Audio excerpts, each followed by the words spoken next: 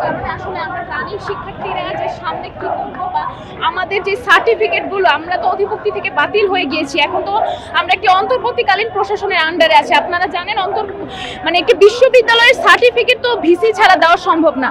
তাহলে রাষ্ট্র যেহেতু চিন্তা করেছে 7 কলেজকে নিয়ে একটি বিশ্ববিদ্যালয় করবে এবং তারা একটি খসড়াও প্রকাশ করেছে, আমাদেরকে বলা হয়েছিল যে সেপ্টেম্বরের ভিতরে অধ্যাদেশ জারি করা হবে, কিন্তু আমরা দেখতে পাচ্ছি যে একটি ষড়যন্ত্র মহল মানে বিভিন্ন সময় 7 কলেজের শিক্ষার্থীদের এই দাবি, প্রাণের দাবিটিকে আটকে দেওয়ার জন্য তারা ষড়যন্ত্র করছে।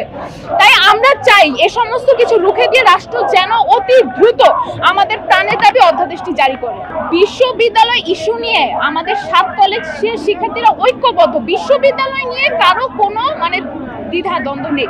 যেটা প্রশ্ন হয় দাঁড়িয়েছে, একটা হচ্ছে শিক্ষার্থীদের ম্যাটার, শিক্ষকদের ম্যাটার, আরেকটা হচ্ছে ইন্টারমিডিয়েট। খসড়ায় কিন্তু স্পষ্টভাবে লেখা আছে যে বিশ্ববিদ্যালয় হওয়ার পরেও ইন্টারমিডিয়েট তার নিজের জায়গাতে বলবৎ থাকবে, এমনকি ক্যাম্পাসগুলোও তার ঐতিহ্যে কিন্তু থাকবে। আপনি দেখেছেন খসড়ার মধ্যে স্পষ্ট লেখা আছে যে ঢাকা কেন্দ্রীয় বিশ্ববিদ্যালয়, ঢাকা কলেজ ক্যাম্পাস, ইডেন মহিলা কলেজ ক্যাম্পাস, মানে এভাবে ডিসিপ্লিন আকারে বিভক্ত হবে।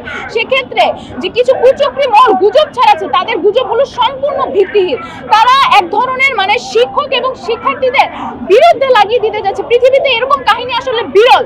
তাই আমরা বলতে চাই এ সমস্ত কিছু বাদ দিয়ে রাষ্ট্র যেন অতি দ্রুত, রাষ্ট্র যেহেতু আমাদের কথা এতদিন চিন্তা করেছে এবং আমাদের এই প্রাণের দাবিটি অধ্যাদেশ যেন রাষ্ট্র দ্রুত জারি করে।